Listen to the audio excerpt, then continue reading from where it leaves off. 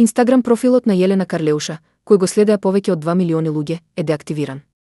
Српската пејачка во последните недели се најде во центарот на вниманието поради нејзините објави на социјалните мрежи за протестите во Србија и Александар Вучик, поради кој беше покрената петиција за затворање на нејзиниот Инстаграм профил. Сдруженијето на граѓани Еко стража од Србија ова барање го испратило до компанијата Мета поради говор на омраза, расизам, ксенофобија и штетно однесување, јавуваат српските медиуми. Досега се собрани 348.000 потписи. Бараме Мета да го суспендира профилот на Инстаграм на Јелена Карлеуша поради говор на омраза, расизам, ксенофобија, таргетирање поединци и генерално штетно однесување. Ова е повеќекратно прекршување на упатствата на заедницата на Инстаграм, особено во однос на говорот на омраза, вознемирување и дезинформации, велат од Еко стража. Джесика Алба го помина викендот во Њу Орлеан со ќерките Хонор и Хевен, а моменти од нивното излегување сподели на Инстаграм. Актерката која поднесе барање за развод од Кеш Ворен само 2 дена претходно, на 7 февруари, објави селфи со своите ќерки каде внимателно го следеа финалето во Супербол. Ова е прво појавување на славната актерка откако поднесе барање за развод од нејзиниот сопруг. Алба и Ворен се венчаа на 19 мај 2008 година и имаат 3 деца, покрај Хонор и Хевен, го имаат и 7-годишниот Хейс, според судските документи во Лос Анџелес. Алба поднела барање за заедничко старателство и враќање на нејзиното моминско презиме Джесика Мари Алба.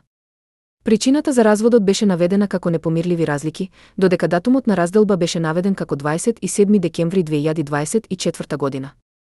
Откако протече веста за разводот, Алба се огласи на Инстаграм на 16 јануари за да ја потврди разделбата. Со години сум на патување на самооткривање и трансформација, и како поединец и во партнерство со Кеш, горда сум на се што изградивме во изминатите 20 години заедно, но сега е време да продолжиме понатаму како поединци. Таа додаде дека таа и Ворен остануваат во добри односи, со љубов и заемна почит и дека нивните деца остануваат нивен апсолутен приоритет.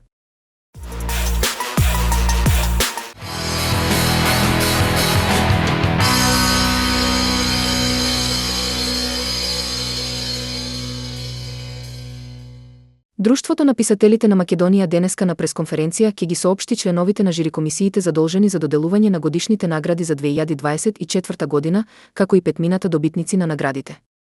Како што најавија од Друштвото на писателите на Македонија, ќе бидат објавени добитниците на наградите Стале Попов за најдобро прозно дело, Ацо Шопов за најдобра збирка песни, Ванчо Николески за најдобро дело за деца и млади, Димитар Митрев за најдобро дело критика или есеистика и Мост за најдобро дело објавено од член на Друштвото на писателите на Македонија на некој од јазиците што ги зборуваат националностите во Македонија. Сите дела се објавени од членовите на Друштвото на писатели на Македонија.